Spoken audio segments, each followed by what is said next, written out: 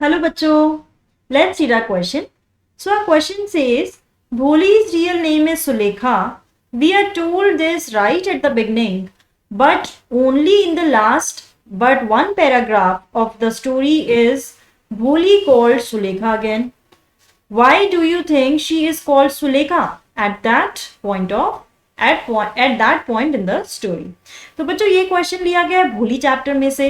अब देखिए कितनी इंपॉर्टेंट चीज पूछी गई है क्वेश्चन में कि भोली का रियल नेम तो सुलेखा है, ठीक है। अब we are told this right at the beginning, हमें पहले ही सब चैप्टर के स्टार्टिंग में ही हमें ये बता दिया था, but only in the last but one paragraph of the story is भोली कॉल्ड, लेकिन एक ही पैराग्राफ में भोली को सुलेखा बुलाया गया है और वो भी एंड में। Why do you think she is called Sulekha at that point in the story? तो यानी कि उस पॉइंट में, उस पैराग्राफ में ऐसा क्या होता है कि तब हम भोली को सुलेखा बुला रहे हैं। तो चलिए समझते हैं अपना answer. Sulekha had been called Bholi the simpleton.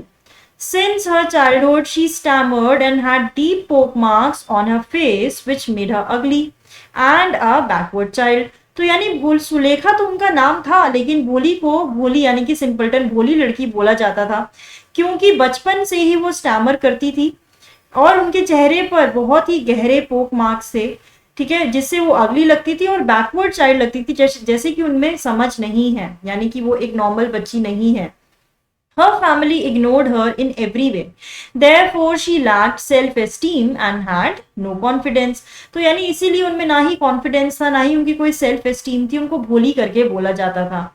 Fortunately, she met her kind teacher who encouraged her to speak and to come to school. तो फॉर्चुनेटली उनको एक ऐसी पर्सन मिली, यानी उनकी टीचर मिली जिन्होंने उनको एनकरेज किया, उनको स्कूल आने के लिए बोला और बार बार उनको बोला कि तुम भी दूसरों की तरह बोल सकती हो। Education empowered her and gave her confidence, और बच्चे एजुकेशन से यानी पढ़ाई करने से वो बहुत ही एम्पावर्ड हो गई, कॉन्फिडेंस आ गया उनमें। After getting education she no longer stammered and had complete wisdom to know what is wrong and right. तो यानी कि एजुकेशन के बाद भोली को ये समझ में आ चुका था कि उनमें कॉन्फिडेंस दिखाने वाला कौन है, उनकी टीचर है, ठीक है, और उनका सेल्फ कॉन्फिडेंस राइज करती हैं वो, इसलिए वो स्टैमर करना छोड़ देती हैं। और भोली को ये भी पता लग जाता है कि क्या सही है क्या गलत है, एजुकेशन उन्हें इतना एम्पावर करती है। She took stand against when Bishambar asked for dowry. तो यानी कि वो एक स्टैंड भी लेती हैं अपने लिए जब बिशंबर डाउरी के लिए मांग करता है, डिमांड करता है। And disrespected her father, she refuse to marry him. देखिए इतनी बड़ी डिसीजन लेना भी एक बहुत ही हिम्मत का काम है, यानी जब आपको लग रहा है कि चीजें गलत हो रही है उसी टाइम पर ही आपने ये चीज बोल दी।